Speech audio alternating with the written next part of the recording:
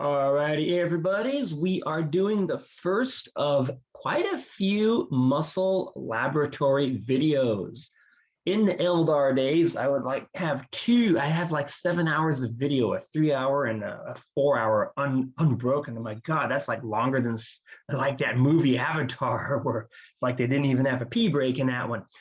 So I'm breaking this stuff up into a much smaller segments. What forces that first and foremost is that the canvas is throttling back, actually Zoom and canvas both are throttling down our video quality and the file size. So that's that. So first up are muscles of the face. And then I will do muscles of the head and also some muscles of the neck. And then we will do muscles of the upper arm, then forearm, thigh, and then leg, and then finally torso and trunk. So expect to see lots of small separate videos that should only hopefully be like 15 to 30 minutes a pop. That being said, it's time for me to stop talking. Okay, so this is obviously an anterior view of a muscle head here. And the very first muscle that I'm going to mention here is what's called the epicranius muscle. So we have a lateral view. This portion here is known as the frontal belly of the epicranius. We also used to call it the frontalis muscle. Okay, so what this muscle does is it's basically going to wrinkle the surface of your forehead skin horizontally. So it's like you're surprised, you see something, you're looking at something with a surprise. Now, we have this flat sheet-like tendon here that completely goes over the scalp. And I remember way back when we were watching autopsies, I was in, an undergrad in the Honor Society, so we could go down to the LA County morgue and watch autopsies. They would pull a person's scalp off so they could saw their skull open, remove the calvarium, and grab samples of the brain for toxicology tests if they're trying to determine why, say, this person, this corpse they found in a car accident, were they under the influence? What was in their brain? Narcotics, opioids, alcohol, whatever. Anyway, so this just pulls right off. This is not even attached to the underlying skull. Let's rotate this around a little bit further. And you see this muscle right here. This, we used to call it the occipitalis muscle. It sort of tenses the aponeurosis, that sheet of connective tissue. You may call this the occipitalis. You may call it the occipital belly of the epicranius muscle. Another term for this whole structure of frontalis, occipitalis, and well, you can call this white, flat, sheet-like tendon, the gallia aponeurotica. You may also call it the aponeurosis of the epicranius muscle, epicranial aponeurosis. Another term for epicranius nowadays in our modern world is occipitofrontalis muscle. So this muscle has two bellies, two contractile portions. We have our origin back here. We have our ultimate insertion up here in the skin of the forehead. And then we have that tendon, or actually this is technically a ligament. Why? Tendons don't connect muscle to muscle. Ligaments connect muscle to muscle. So we have this aponeurotic ligament here. Okay, so a muscle with two bellies, rather complicated thing indeed. Let's get back to our anterior view. So on this side here, we have all the muscles just sort of sitting on top of everything. If we were to remove these in the course of a dissection, we would see that we got some muscles superficial on top covering everything else, and then some muscles are deep. This muscle right here is a deep one. This is called the corrugator supercilii muscle. And well, first of all, it has an origin, sort of an arch of the frontal bone just underneath this superciliary ridge, what I used to call the eyebrow bones. And then it's going to have an insertion, of course, and that is the skin of the eyebrow. So what this is going to do It's going to, again, sort of wrinkle the skin of the forehead. It's going to give you that furrowed brow, kind of like that, not quite angry look, but hey, what the hell's going on look. The sort of look I get when my computer glitched. By the way, Canvas glitched big time over the weekend, and last I checked, they're still working on some of the SIS PeopleSoft interface. It's gone about 48 hours in overtime. Life happens. It's a bad glitch, what we had with Canvas. My PC and gaming platform glitched in a good way. Right in the middle of a game, all of a sudden, the control shift lock mode came on, and it was like, oh yeah, I get back to my overpowered god level status with this type of control. It was disabled for some reason. I couldn't adjust it. Of course, after that, I had to hit Control Alt Delete when my gaming session was over because no other control on my computer would work properly. Technology is very complicated, and it's getting to the point where all the components, the software, the hardware, they're no longer playing very well with one another. Okay, so that's the corrugator supercilii muscle. You could call it an eyebrow muscle, but stick with the corrugator supercilii. Okay, now on top of all this goes, whoops, I should say, this being the corrugator supercilii, on top of all of this goes everything else. So let me get my mouse out of here. I was moving the cursor, not realizing that you guys cannot actually see the cursor on your screen, but I can see it on mine. So this big circular sphincteral muscle there, that is the orbicularis oculi. Origin, you could say medially, we've got a little band of connective tissue here at the frontal bone and maxilla bone, where the two sort of meet there, medially, where the nose is. And then the insertion is basically going to be the tissue of the eyelid, that surrounds the orbit. Okay, so the action of this muscle is it's sort of going to draw the eyebrows inferiorly, like you're squinting, like you're driving westbound on the 91 freeway or 105.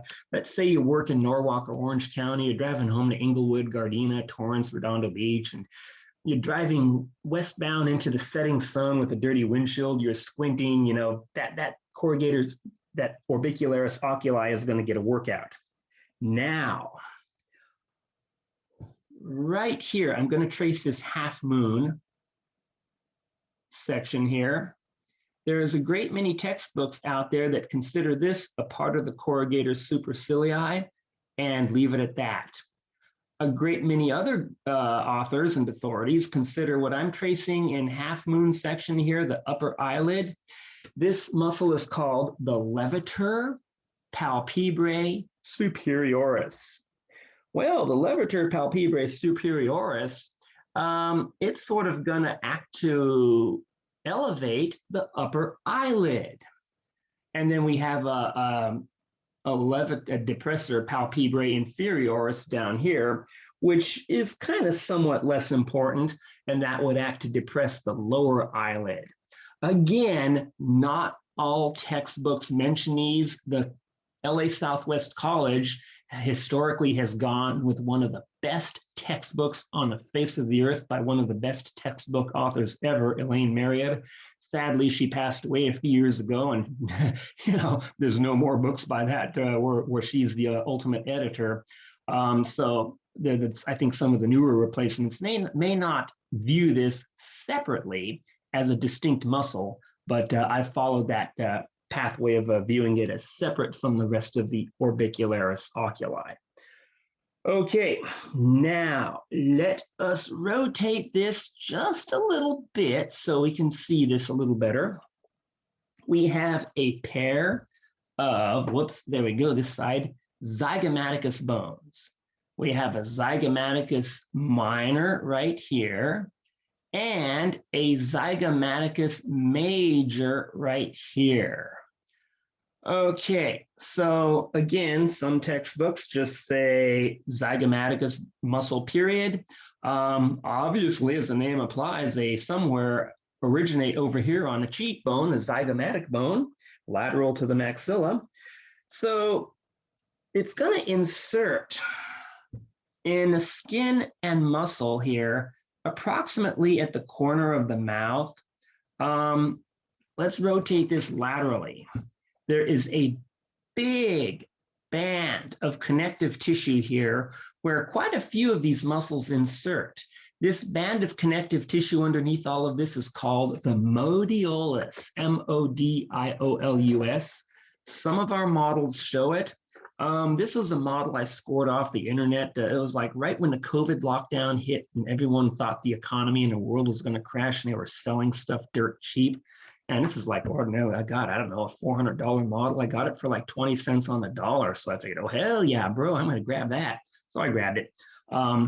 I think this might be a little attachment there missing. Oh, no. I think that is the parotid gland duct.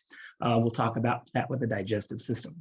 But at any rate, this modiolus is the ultimate insertion for quite a few of these muscles here. So again, we have zygomaticus minor, this little guy here, and then this larger zygomaticus major. What do those do? They elevate the lateral corners of the mouth. So if you're going to smile, you're obviously giving your zygomaticus muscles a workout. Now, what do we have next? Orbicularis oris. So we have a muscle. This muscle right here is called the mentalis. So the orbicularis oris runs deep underneath here as it completely circles the mouth. I obviously talked about the orbicularis oris and orbicularis oculi muscles as having sphincteral architecture in the main lecture. So it's a multi-layered muscle. Origin is kind of indirect from the maxilla on top and mandible on the bottom.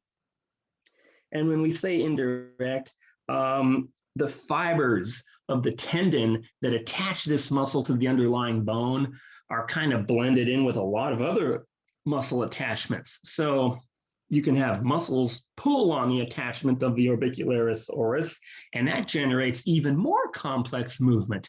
Hence, you have the complete, utter, wide, incredible variation of possible facial expressions. You know, these facial expressions and being able to read them become very important in life if you say a marketing, procurement, purchasing agency, you play Texas Hold'em, you're a real estate agent, you're a negotiator, buyer, seller, whatever. Becomes very important to be able to read that nonverbal body language, facial cues, and a good poker player, a good negotiator will be able to cover that up to a large degree. Some would argue they can never cover it up completely. Sometimes you got to go to acting school and train yourself to act, to play a part. You know, if you really want to be the top of the top in negotiating, playing poker. Example, one time, like I told you guys, I was playing Texas Hold'em in Vegas, and I had eaten too much at the all-you-can-eat bar. I had a stomach ache. So I just played up the stomach ache, acting like a soccer player, making like, oh my God, it hurts so bad. So I had facial expressions of pain and loss and sadness. And all the other players at the table thought I had a bad hand and I just sucked at the game. Well, I had the nut flush, and oh my God, I forget how much. I think I made enough that hand to pay half a monthly mortgage payment here in LA. That was epic. But keep these muscles disciplined when you're playing Texas Hold'em, bros. Okay, so what does the orbicularis oris know? First of all, where does it insert? It inserts at the angles or lateral commissures of the mouth. Once again, that modiolus, the muscle tissue and fascia and connective tissue there. What is it going to do? Give us a kiss. Pucker up for a kiss, also whistle, and it purses and protrudes the lips out. Okay, now, this muscle here that I'd complained about as covering our orbicularis oris muscle, this is the mentalis muscle. Okay, so basically, it's going to originate on the mandible below the incisors. Incisors are teeth at the very front and most mid-sagittal portion. So they're closest to that mid-sagittal plane. And it's going to insert on the skin of the mental region or chin. So What this does is it's going to wrinkle the chin like when you pout, and it protrudes the lower lip. So it's like, let's say it was December of the year 2020, and you wanted to go get the PlayStation, the PS5, and you find that oh my God, the line outside of the store extends around the block on as Thanksgiving as it hits the market, and the ones on the internet are being scalped for like $1,200 to $2,000. You say, well, I guess we're not going to get a PS5 this year, so you pout, and you wrinkle that lower chin. Okay, now what else do we have here? There's another muscle called the platysma, which goes with this group. However, I do not have a model that shows that. So what I'm going to do here is stop the recording real quick. Okay, I have resumed recording, and now to go to a model, an image of one from our rooms that shows the platysma. So again, these are some of the muscles of the face that I was just talking about, and these are on the model that we have in class in our room here, some of the models. I haven't talked about all of these, but what I want to show here is right here. This is still a different model yet. I would love to score one of these, but my God, they cost like $2,000 new back in the 1980s, when $2,000 was like half the cost of a Nissan Sentra. I remember you could buy like a 4-cylinder, Japanese car back then for like $5,000 new. And it's like, dude, seriously, that's a lot of money to pay for a plastic model you only use once a semester in anatomy class. Anyway, so this muscle here that I'm sort of highlighting, this is a muscle with a soft tissue insertion. It goes over everything. This is the platysma muscle. So if you see this on a lab practical, you know exactly what I'm talking about here. And this platysma, it does play a role in facial expression. It depresses the mandible and pulls the lower lip back and down. So think about something you find mildly disgusting. You just want to go, ew. You're walking, in your front yard in a beautiful winter morning in Southern California, and it rained the night before. And what do you see? A bunch of earthworms and snails all over the sidewalk. When I was a little kid, oh my God, after a rain and we had to walk to school, because when I was a kid, we walked to school. I didn't really live along a bus route, so I had to walk a long distance, to get there, to the bus stop. Oh my God, the snails and the worms were out, and a 6-year-old, 7-year-old, 8-year-old kid, nothing grossed a little kid more than seeing a bunch of dead bugs squished on the sidewalk with their worm guts and snail guts oozed out. So we all put this muscle to really good use, making that ew, that disgusting expression. Okay, so again, that platysma depresses the lower mandible and skin at the corner of your mouth. So you make that ew expression. Now, origin is fascia of the chest. That doesn't even originate on bone. It originates on connective tissue that occurs between the skin and all these underlying muscles. I'm hoping you can see the cursor on this screen share here, because I'm kind of pointing at itself out with a cursor movement. The insertion, lower margin of the lower jawbone or mandible, and the skin and the muscle here again at the corner of the mouth, that modiolus. Well, the modiolus very specifically is a band of fibrous connective tissue underneath all of this. The skin is on top of all this, so technically it really doesn't insert on the modiolus. It inserts on the cutaneous area, the superficial integument above all of this muscle that you see on this image. Okay, folks, so that is our platysma muscle. Now, let's see, I'm kind of thinking we can sort of finish up the facial muscles here, and then I have to stop this, and we'll leave everything on the neck separate. So let me stop share here, go back to this dude, and make sure, okay, I guess, you know what? The video quality is so appalling to someone like me who likes my high definition TV and stereo surround sound. Honestly, it's driving me crazy here. Okay, so let's deal with some other muscles. There we go. Get this.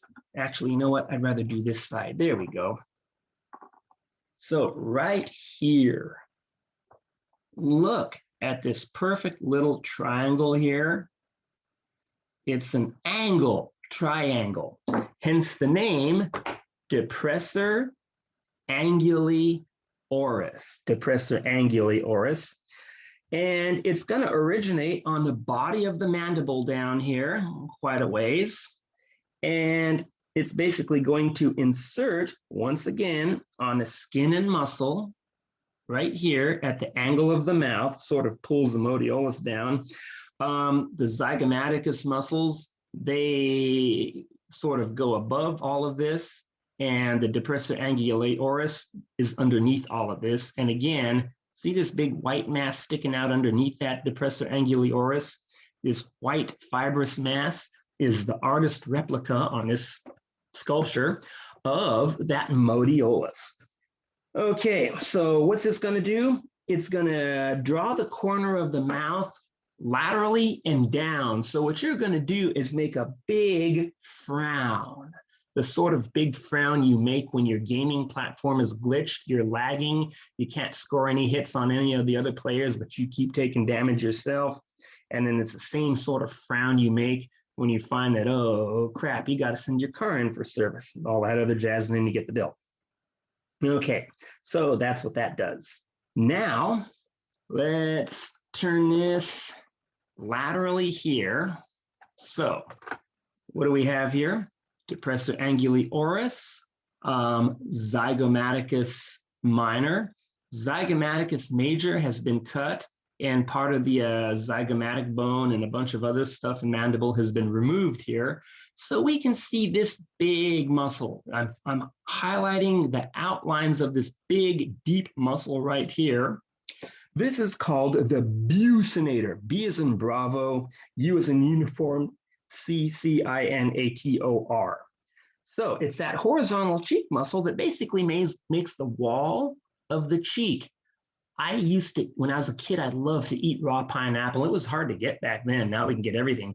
But the problem with eating lots of raw pineapple was it kind of numbs your mouth. And I'd always bite the inside of my mouth, bite the inside of my cheek after a while and get mad. Well, this buccinator was what I was biting. It forms the wall of the oral cavity on either side, right or left lateral walls, you know, when your mouth is open. Okay, so it originates kind of up here on the maxilla and mandible. So it also originates sort of down here as well. And pretty much what it does, it's going to insert at the angle of the mouth about right here. So what it does is it sort of draws the corner of the mouth laterally. Let's say you have to open your mouth to accommodate an absolutely ginormous bacon, double, cheeseburger, burger. The thing is huge. It's like stacked crazy high. You're going to need your buccinator muscle to pull the corners of your mouth backwards in order to open it that wide to get that cheeseburger in there. Okay, it's also going to compress the cheek. So it's going to squeeze the food that's in between your teeth and your cheek, you know, that gives you that little puffy, squirrely cheeks into the oral cavity in between the teeth properly, where, you know, you can use those teeth to grind that bacon, double cheeseburger, burger bite. Okay, so that's pretty much it for that. Now, let's see what else we can do here. We have a couple of others, like a levator labii superioris muscle here, and a risorius. So this is a good angle right here. And I forget, you can't see the cursor. So yeah, I'm moving the cursor and I have a hunch it's invisible. Some weird software glitch. It doesn't allow me to run the cursor across an actual live recording here. So anyway, right here, this first one from the nose is the levator labii superioris, zygomaticus minor, zygomaticus major here. Now, this one, it comes down from the side here, is the risorius. So, I don't know, L, zygominor, zygomajor, and risorius has got to be some way of remembering the sequence of these as they go down. This risorius muscle, it originates on the fascia, connective tissue associated with this ginormous thing here called the masseter.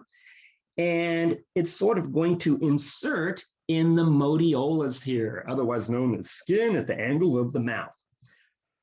Okay, so what it's going to do, it's going to draw the corner of the lip laterally. So once again, you have to fit that ginormous, freaking honking, huge, incredibly delicious, and did I say it was big, bacon, double, cheeseburger, burger in your mouth.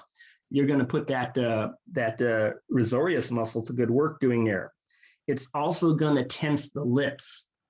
So you're stressed out. Oh my God, this big, wet, sloppy, juicy bacon, double cheeseburger burger is going to drip all over me. And I made the mistake of wearing a white shirt, the TGI Fridays. Why did I do that? Or the burger joint. And, your mouth is tensed when you're going to take that big bite. Okay, once again, I'd like to inform you all that I have not eaten breakfast this morning, so food is on my mind. Okay, yesterday I was out of the game, went to a restaurant in Manhattan Beach, got a little bit of food poisoning and just had the total blahs. Otherwise, I had done this recording yesterday. Anyway, so that's the risorius. You could say it's a synergist muscle of the zygomaticus that'll help you smile. It'll make your smile wider.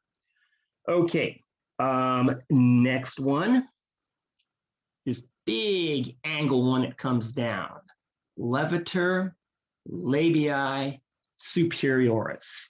There are some folks who will argue that the levator labii superioris has a component that goes further this way along the inferior margin of the orbit.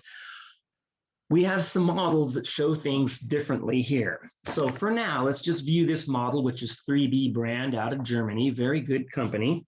So it's going to originate kind of up, well, let's see, it's going to sort of originate, I guess they say on the zygomatic bone and infraorbital margin of the maxilla. So right here's the infraorbital margin of the maxilla bone, but we have a little section of it that goes all the way to the zygomatic bone that we can't see. It's kind of like a flat wedge-shaped muscle underneath there, and some of it is not shown on this plastic depiction. And it's going to insert, of course, on the motiolas, specifically the portion that attaches to the upper lip. Okay, so what it's going to do is it's going to open the lips, elevate and furrow the upper lip. So it's going to help you smile and ingest, take a bite out of that aforementioned ridiculously huge bacon, double, cheeseburger, burger. Okay, so we got that. Depressor labii inferioris. I did not really cover that one, did I? Well, depressor labii inferioris. Oops, I forgot. My bad. I don't have the cursor with me. I'm sorry, you guys can't see the cursor. There we go. Depressor labii inferioris, and of course the mentalis is right here. So mentalis, depressor labii inferioris, and depressor anguli oris. This is so annoying. My TV screen, both the one on the wall and my laptop screen, display everything backwards. So if I were to read out a number, if I were to view a number on my screen or read something, like that, it reads backwards. This is backwards. And I'm hoping against hope that you guys see everything with true right and true left the way it's supposed to be. So I'm looking at the screen, I want to move this one way and I end up moving it the other way. Oh my God, that is so insanely annoying. Now, let's pause recording so I can go to the other. Okay, we've resumed recording here. So let's view a couple of different models. These models are two different brands from another German company called Salmso. So levator labii superioris right here. And then we have the zygomaticus sort of the zygomaticus minor here and the zygomaticus major here. That being said, on this particular model, I'm highlighting with the cursor the true, real extent of the levator labii superioris. Best way to say this is it covers the other two muscles like the zygomaticus. It sits on top of the buccinator and all of that. Okay, so we have depressor anguli oris here, orbicularis oris, depressor labii inferioris. Mentalis muscle just shows up on that tiny little dot there. Let's see, let's go to another. This is a different model yet. This is not the same model as the above, same company, Samso brand. So if we look at this again, look at this entire area here. This is the full extent of the levator labii superioris. So it has this broad, Y-shaped, triangle-shaped appearance or structure. It goes a little bit underneath the inferior portion of the orbicularis oculi, and it kind of wants to merge in with the zygomaticus major and zygomaticus minor. I suppose you look at this little fiber under here, buried underneath this giant levator labii muscle. This would be kind of like a zygomaticus muscle underneath here. So all these models, they show the relationship of these very differently, and it gets really confusing. On this particular specimen that you see here, this would be the zygomaticus major right here. Right here, this one, this would be the zygomaticus minor. The little guy, itty bitty baby, minor dude under here, major dude right here, zygomaticus major, goes to the cheekbone, the zygomatic bone. And then right here, this little floppy thing is the risorius. The buccinator is underneath all of this. And then, of course, we've got the platysma, depressor anguli oris, depressor labii inferioris, mentalis muscle, orbicularis oris. Okay, so all these different muscles we have show different things. Now, I'm going to go to the let me just go back to the home page on this file, on this screen here, and look for something. So I have all these muscle images published. We have a new brand of muscle from, again, the same company that made this new brand of model, made by the same company that put together what you see on the screen here, 3D. I have some of those digitized on your lab practical. The muscle lab practical, it's broken into 5 sections. So you can just spend 20 minutes, 30 minutes on each section, and it'll fit in with your work schedule a little bit better, because the muscle lab practical is one of the most terrifying things in anatomy class. I've broken it down into small pieces to hopefully make it easier. As you know, the bone practical is also a terrifying large thing, and I separated the bones from the muscles in lab. In lecture, muscles, bones, biomechanics, arthrology, all part of exam number 2 for the lecture. Okay, so let's stop recording. I believe we are done with all of these. And